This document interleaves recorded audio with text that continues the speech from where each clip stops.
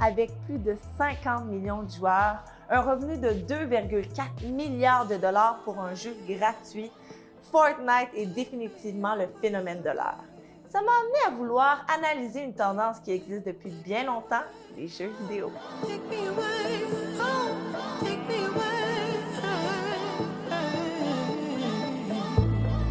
Aujourd'hui, pour parler des jeux vidéo, je vous présente mes invités, Michael Sioui et Maxime Chasson, tous les deux créateurs de la Hyped House, qu'on va parler un peu tantôt pour comprendre bien c'est quoi, et Amélie Guilloux, qui est étudiante en psychologie au doctorat. Bonjour à vous trois. Bonjour. En premier lieu, les gars, je veux comprendre, qu'est-ce qu'il y a de si le fun dans les jeux vidéo? Qu'est-ce qui vous anime quand vous jouez? En fait, les jeux vidéo, c'est ce que moi qui m'anime parce qu'on est deux joueurs complètement différents. OK. Lui, il est plus joueur solo, moi, je suis plus un joueur multijoueur. Ce qui m'allume réellement, ce qui me passionne du multijoueur, c'est en fait qu'on est en compétition constante contre d'autres personnes qui sont réelles derrière un jeu vidéo. Fait que c'est une compétition, comment je pourrais dire, comme mentale, en fait, parce que c'est constamment une rapidité d'exécution.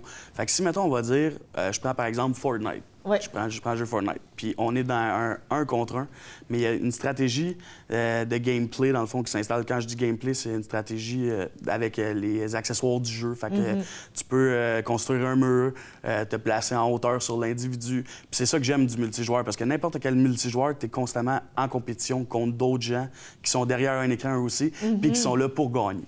Fait que je trouve que ça rajoute un challenge aux jeux vidéo. Donc, toi, Maxime, il y a personne d'autre qui joue? Non, ben moi, je suis en plus un joueur qui va jouer au jeu avec des campagnes puis avec des histoires.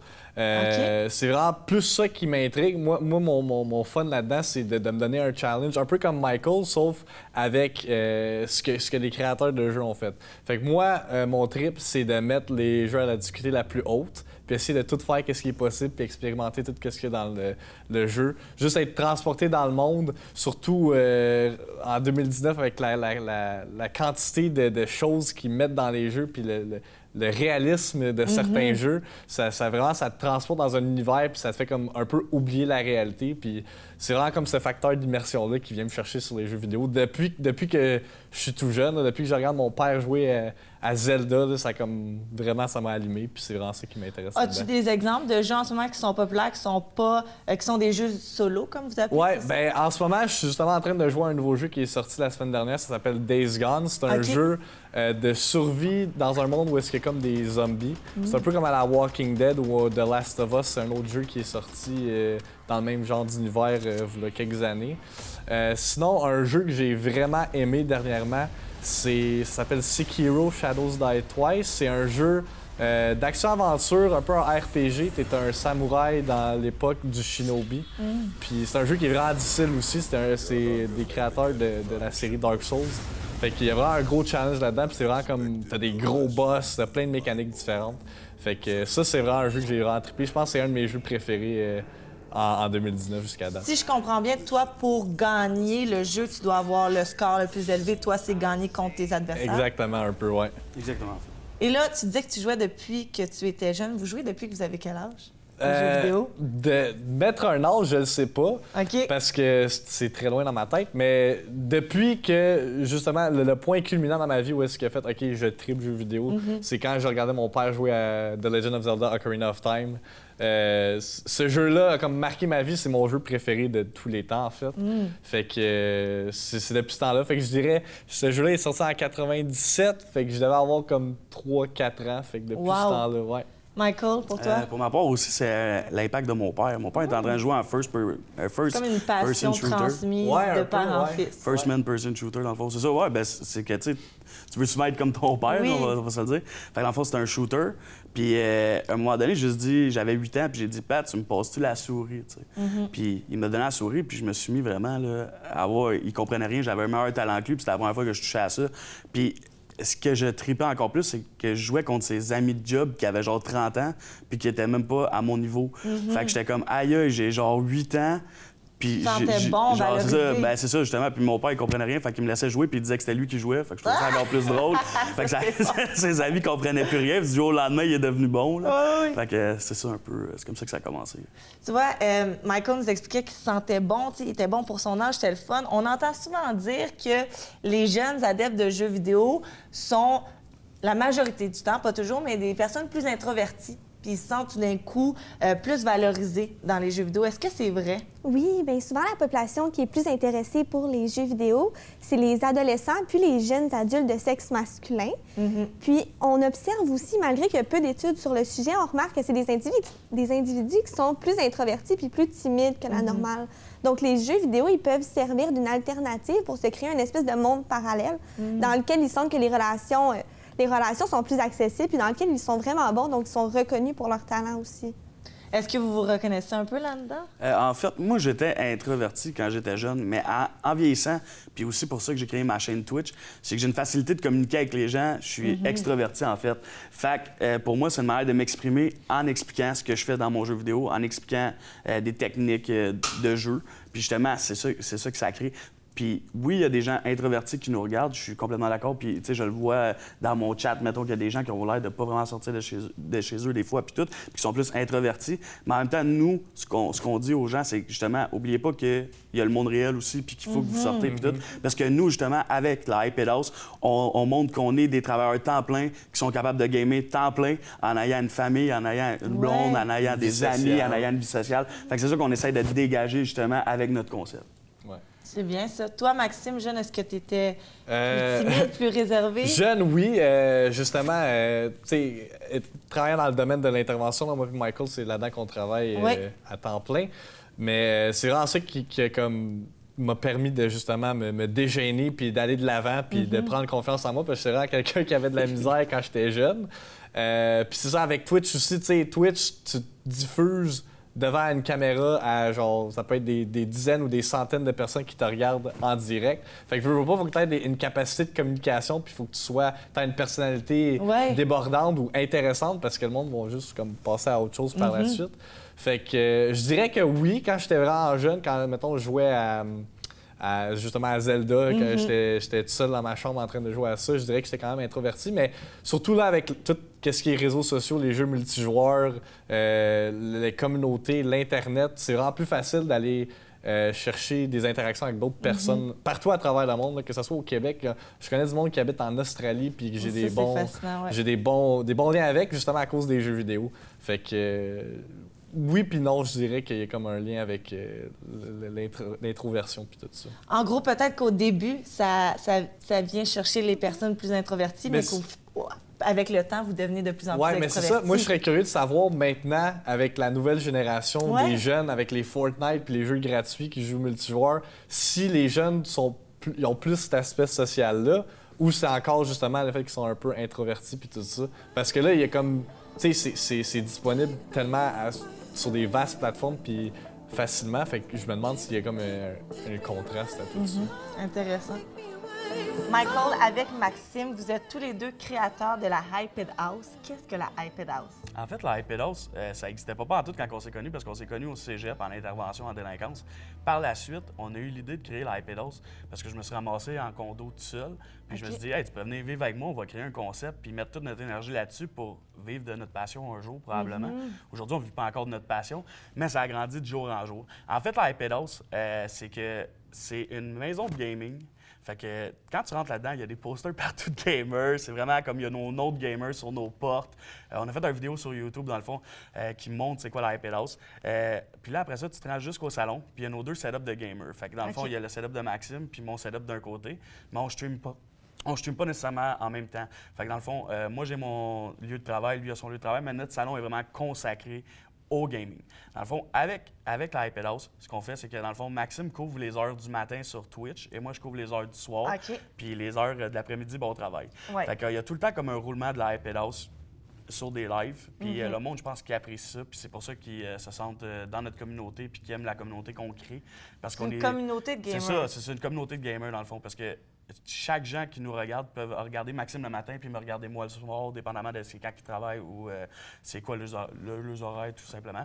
Puis avec ça, dans le fond, on a aussi la cuisine qu'on utilise, dans le fond, parce qu'on fait des émissions de cuisine ou on fait des podcasts. Fait que, tu sais, vraiment, comme notre salon cuisine, c'est vraiment pour la iPad House. Puis le reste, c'est plus nos chambres. Et tout ça, c'est sur Twitch qu'on peut regarder Ouais, ça. c'est sur Twitch, dans le fond, sur nos chaînes Twitch respectives avec nos noms de gamers, en fait. Qui sont? Double Blackout et Victime pour Maxime Chiasson. Super, on retient ça. Merci beaucoup. Le débat entre la violence et les jeux vidéo dure depuis longtemps. Selon vous, est-ce que les jeux vidéo peuvent rendre plus agressifs? Amélie, du côté des études? Oui, mais les études montrent les deux côtés, Ouais. en fait. On montre autant que les jeux vidéo peuvent aider les jeunes à exprimer leur violence d'une manière plus adéquate que dans le monde réel. Mais d'un autre côté, on montre qu'un jeune qui est constamment exposé à la violence des jeux vidéo plusieurs heures par jour, ça peut avoir une répercussion dans le monde réel aussi. Michael, excuse-moi. Moi, je dirais que oui, ça peut extérioriser une certaine violence parce que c'est sûr que si, mettons, tu prends un jeu où il y a du sang ou quelque chose de même, ça augmente tu sais, ton désir de tuer ton adversaire, dans le fond, Ouais. parce que tout explose puis tout. Mais en même temps, je pense Tu ressens que... des sensations C'est ça, tu ressens, un peu tu plus ressens des sensations. Tu sais, agressives. ça m'arrive là, des fois de crier en jouant Ouais. ou tu sais, d'extérioriser comment que je me sens par rapport à une victoire ou quelque chose du genre. Mais tu sais, je pense par rapport aux jeunes, s'il y a quand même un encadrement, par exemple, nous, on travaille en maison des jeunes, fait qu'on est intervenant juvénile, puis on le voit, il y a des jeunes qui deviennent agressifs en jouant à des jeux vidéo. Mais s'ils ont un encadrement, je pense que c'est mieux que quand ils sont dans leur chambre tout seuls, qu'il n'y a pas de présence parentale, qu'il n'y a aucun justement encadrement. Ça crée justement le fait qu'ils peuvent devenir agressifs envers leur matériel. Ils vont casser leur télévision, ils vont casser leur manette. Mais ça ne veut pas dire que tous les jeunes sont comme ça. Parce que si tu réussis justement à faire de la prévention puis à leur expliquer que oui, il y a de la violence dans les jeux vidéo et que oui, c'est un fait, mais qu'il faut qu'on se contrôle quand même parce que justement, on est dans la réalité. C'est ça. de ça. C'est ça, il faut comprendre que on est dans la réalité aussi, puis que ce qui se passe dans le jeu vidéo, c'est dans le jeu vidéo. Maxime? Un peu du même point de vue que Michael. Tu sais, moi sur ma chaîne Twitch, je suis un peu connu pour celui qui rage un peu, qui a ok. un peu la mèche courte. Mais justement, j'essaie d'expliquer justement à mon auditoire que, comme, tu sais, ça, c'est comme un personnage un peu que je me donne, puis c'est ça qui fait en sorte que mon stream est intéressant, puis tout ça. Mais il y a aussi la limite, justement, de être dans le moment puis la violence qui est répliquée. Comme je vais vous donner un exemple, ça m'est déjà arrivé de smasher une manette parce que j'étais frustré. Oui. Mais comme c'est une manette puis j'en suis conscient. Mais tu sais, si la distinction n'est pas faite entre, admettons, la manette ou un être humain, là, je dis ça de même, Ouais. là, ça c'est un autre problème complètement différent. Puis je pense que justement, c'est la job des parents, ceux qui achètent les jeux vidéo. Puis je pense de plus en plus, on voit des campagnes de prévention par rapport à tout ça, Ouais. là, justement la violence des jeux vidéo. Puis surtout que là, ça prend encore plus une grosse ampleur dans les médias, courants. Oui. Je pense que c'est important parce que justement, c'est ce que les jeunes sont attirés vers ça. Les jeux vidéo, même tout ce qu'on voit sur des réseaux sociaux. Fait que je pense que c'est vraiment... Les adultes significatifs, il faut qu'ils fassent leur job à ce niveau-là. Oui, moi, ce que je trouve intéressant dans ce que vous nous partagez, c'est que vous prenez le temps d'expliquer aux jeunes. Tu sais, Ouais. un enfant, c'est intelligent. Tu sais. Si tu lui expliques les dangers ou les impacts ou la différence entre avoir de la colère dans un jeu vidéo puis avoir de la colère dans la réalité, je pense qu'on peut travailler à diminuer à tout ce côté-là plus agressif. C'est ça, parce que comme moi, si vous demandez à n'importe qui me connaît, ils vont vous dire, OK, Maxime, c'est une personne qui est calme, qui est un peu discrète, mais quand il joue à des jeux vidéo, c'est là qu'il, justement, il explose un peu. Mais justement, je suis capable de faire la distinction entre, genre, me fâcher pendant que je joue puis dans la vraie vie, tu sais. Pas parce que je me fâche en jouant à un jeu vidéo, peu importe à cause que je meurs ou à cause que je recommence le même tableau Que tu plein de gardes fois. ce comportement-là plus Exactement. agressif dans la vie C'est de tous ça, les ça jours. veut pas dire que je vais arriver à mon travail puis je vais commencer à varger ces murs parce que j'ai perdu à mon jeu, là. Tu connais tes limites. Exactement. Puis faut apprendre, faut que les jeunes apprennent ces limites-là, justement. Parce qu'il y en a qui explosent justement à cause des jeux vidéo. Depuis seulement juin 2018, la dépendance aux jeux vidéo est reconnue comme un trouble de santé mentale selon l'OMS. On s'entend, les jeunes jouent beaucoup aux jeux vidéo. Ça ne veut pas nécessairement dire qu'ils sont dépendants. À partir de quel moment on peut conclure qu'un jeune souffre de dépendance aux jeux vidéo? En fait, il y a plusieurs signes que si un parent observe chez le jeune, ça peut sonner des petites cloches comme quoi il faudrait peut-être aller consulter parce que son jeune est peut-être devenu dépendant. Notamment si le jeune il passe plusieurs heures à tous les jours sur son jeu vidéo, s'il a vraiment de la difficulté à diminuer le temps qu'il passe dessus, s'il choisit les jeux vidéo au détriment de toutes les autres activités puis de ses obligations, puis finalement s'il essaie de dissimuler le temps qu'il passe devant les jeux vidéo. Puis j'imagine si cette dépendance-là ou cette passion-là pour les jeux vidéo vient entrer en conflit avec les autres sphères de sa vie. Oui, puis si ça cause une détresse. Michael, Fortnite, c'est définitivement le jeu de l'heure. Tout le monde joue. Moi, quand je visite mon père, mon petit frère, il joue à Fortnite. Quels sont les facteurs qui font de lui le jeu le plus populaire au monde? En fait, je pense que Fortnite aussi est un jeu gratuit en partant, ce qui donne une accessibilité à tout le monde. Ouais. Par la suite, on parle de Fortnite étant un jeu cartoon, ce qui attire une clientèle plus jeune, mais aussi les mécaniques de jeu qu'il y a dans le jeu attirent une clientèle plus vieille. Fait que si tu mets tout ça ensemble, ça attire pas mal tout le monde. Ouais. J'ai joué à Fortnite pendant 1 an et demi, puis d'après moi, mon expérience de jeu, ce que j'ai vécu dans le jeu, ce qui attire tout le monde, c'est que c'est un des seuls jeux en ligne qui change à chaque 2 semaines.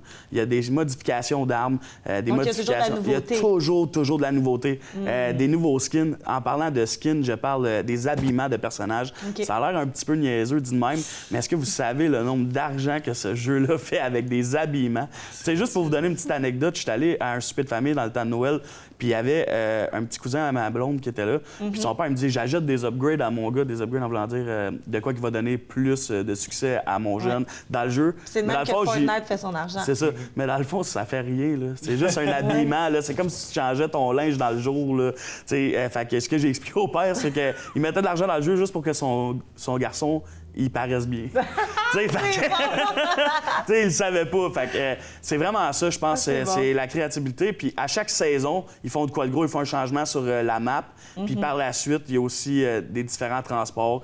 Comme en ce moment, au début, c'était comme des paniers d'épicerie que tu transportais. Là, t'es dans une boule de hamster. Il y a eu des avions, il y a eu des snow. Fait que ça attire vraiment l'œil. C'est ça, il y a de la variété. Puis je pense que c'est addictif aussi. Justement, le fait qu'il y a tout le temps des changements, fait que tu as tout le temps de quoi de nouveau à explorer. On a appris dans les nouvelles que certains pédophiles profitaient de tout cet engouement autour de Fortnite pour entrer en contact avec les jeunes. Comment on pourrait, pour les parents qui nous écoutent, comment les conscientiser pour...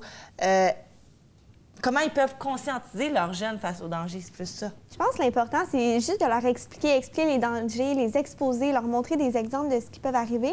Puis surtout, une fois que cette partie-là est faite, de rester ouvert aux jeunes, de s'intéresser à son jeu, de demander les gens qu'il a rencontrés sur son jeu. Vraiment s'intéresser pour que le jeune sente... Ouais, pour qu'il sente qu'on est super ouvert puis qu'on n'a pas une rigidité face à ce jeu-là non plus. Vous, à la Maison des Jeunes, en parlez-vous avec...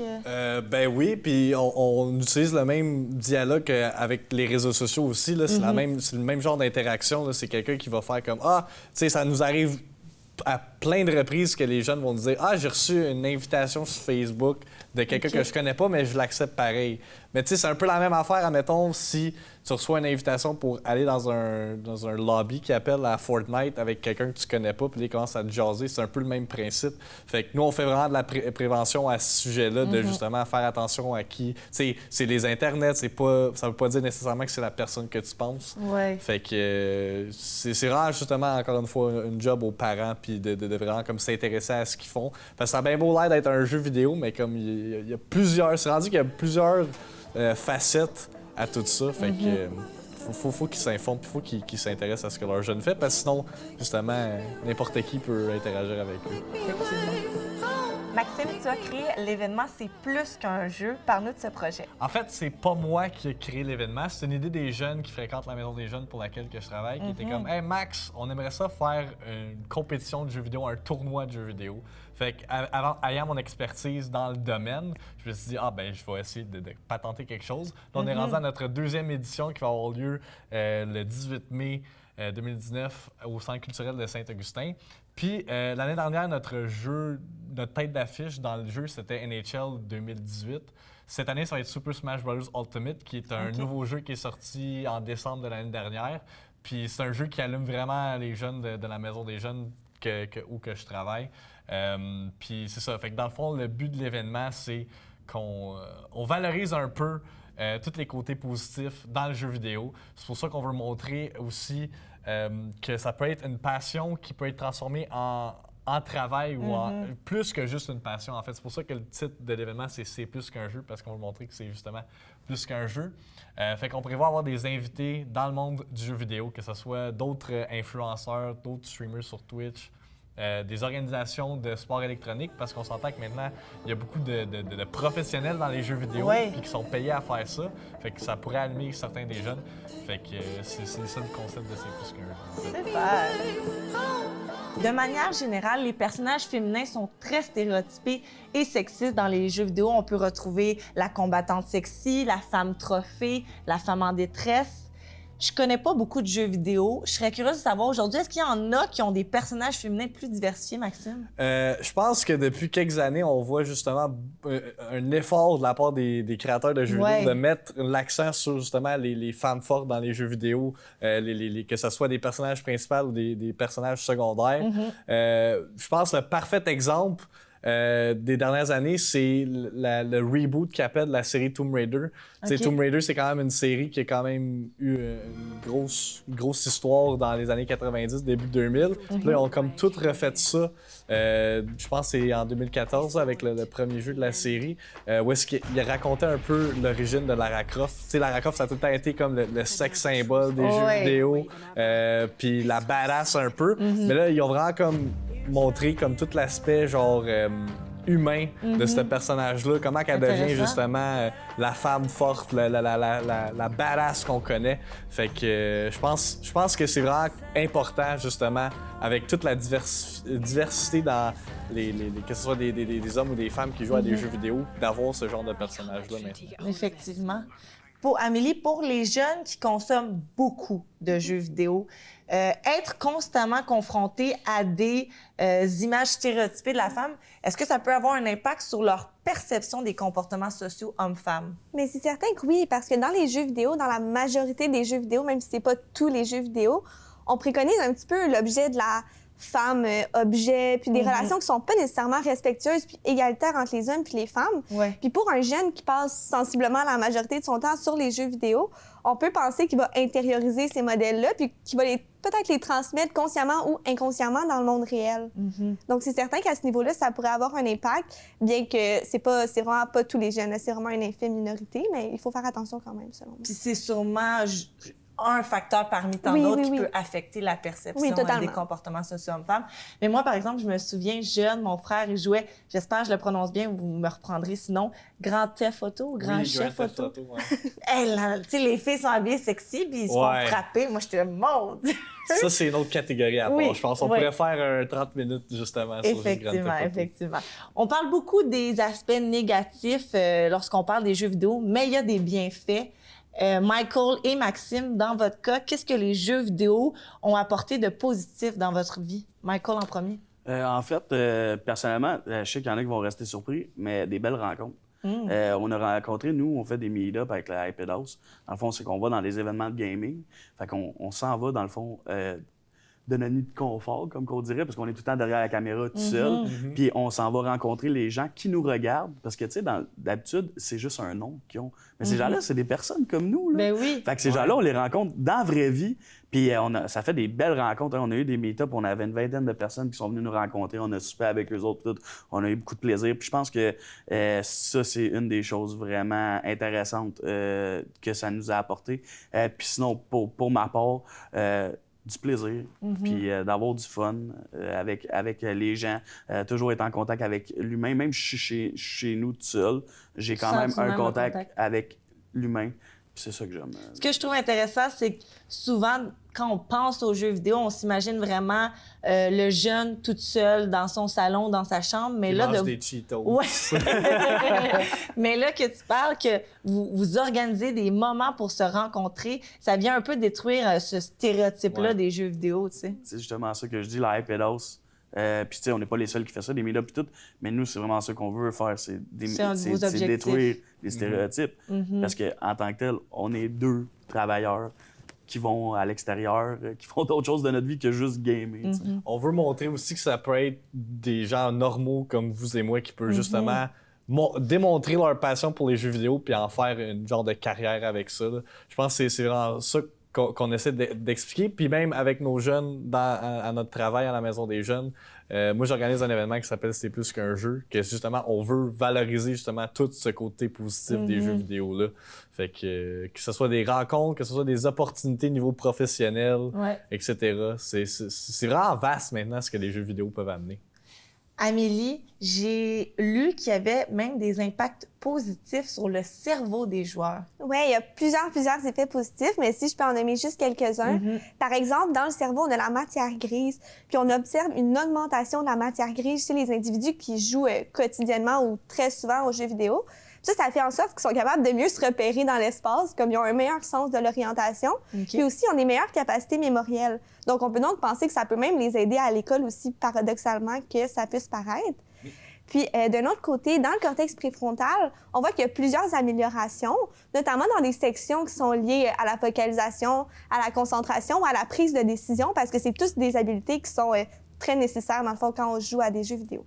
Pourtant, cette semaine, à l'émission Médium Large à la radio de Radio-Canada, malheureusement, je me souviens plus le nom de la personne invitée, mais elle racontait que, oui, effectivement, quand on joue à des jeux vidéo, on vient vraiment travailler notre sens de la concentration, mais on voyait pas, selon les études, d'impact de la concentration en classe. J'imagine qu'il doit y avoir des études qui sont un peu ça va beaucoup divergentes. Dans les deux sens. Il y a des études qui disent que ça l'aide le jeune puisque ça l'aide à se concentrer sur une chose uniquement, parce qu'on peut penser que le jeune qui joue à son jeu vidéo fait abstraction de tout ce qui se passe autour, donc ça pourrait aider à l'école. Mais d'un autre côté, si on n'adapte pas les pratiques en classe, par exemple, on garde le classique papier et crayon, puis c'est tout, le jeune, il se sent moins rattaché, il se sent moins stimulé parce que ça va moins vite que dans les jeux vidéo. Mais par exemple, là, il y a beaucoup d'écoles qui essayent d'adapter, puis d'acheter des iPads, d'ajouter des trucs interactifs. Ça, on vient combler. Dans le fond, on vient enlever le côté papier-crayon un petit peu plus blasant pour le jeune, puis on vient utiliser la concentration qu'il a acquis avec les jeux vidéo. Donc là, on pourrait voir peut-être plus d'impact positif au niveau de la concentration. Oui, totalement. Michael, Maxime, Amélie, merci infiniment pour cette superbe discussion. Je suis contente qu'on ait, comme vous avez mentionné, un peu démontré une autre facette des jeux vidéo. Merci beaucoup. Merci à vous.